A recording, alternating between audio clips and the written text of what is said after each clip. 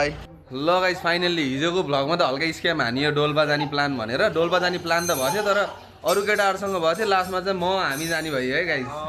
ल अब बवाल गर्नुपर्छ। पोखरेली भ्लगर, अब म्याकडेली पोखरेली भ्लगर, गण्डकी प्रदेशको भ्लगर भनौँ न होइन। अनि धेरै पहिल्यैदेखि जाने प्लान थियो नि राइडमा है, तर टाइमिङै मिलेको थिएन।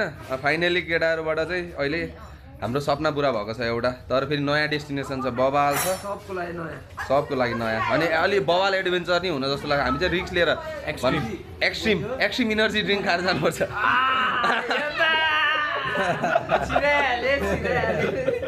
छिरिहाल्यो त यार कहाँबाट गाइस।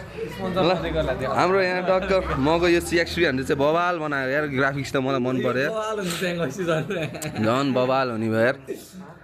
टल्क्यो नि यता नि आमा कडै भयो त यार। यो छुट्टै हो, यो दामी भयो यार। यो बाइक चाहिँ मैले धेरै जस्तो बाल्टिमोरमा हाम्रो अमेरिकनहरूले कुदाएको थियो, उहिले हानेको मैले भ्लगमा पहिला नि हेर्नुभयो होला। सेम त्यस्तै भएको छ यो। अनि यो चाहिँ यामाहा होइन, यो चाहिँ CX हो गाइस। अनि मन्स्टरको छ 911 रे।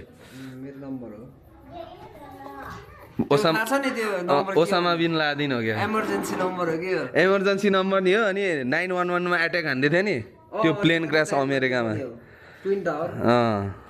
खत्रै यार टल्केर आमा बवाल छ बा। दामी लाग्यो दामी।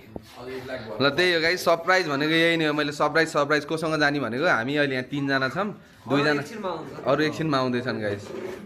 बवाल हुने भयो। भेभरा सरप्राइज हुन्थ्यो तर बहिनी चाहिँ जान नमिल्यो। अझ बवाल सरप्राइज हुन्थ्यो क्या। अनि भेभरा हानेर रिसाउनु पाइँदैन नि फेरि। अनि योपालि म राम्रोसँग राख्छु। त्यो यस्तो डोरी बाँधेर घाटिया धुन्न होइन त्यस्तो त हुन्न त। यस्तो टुटो हराउँछ कि मेन त।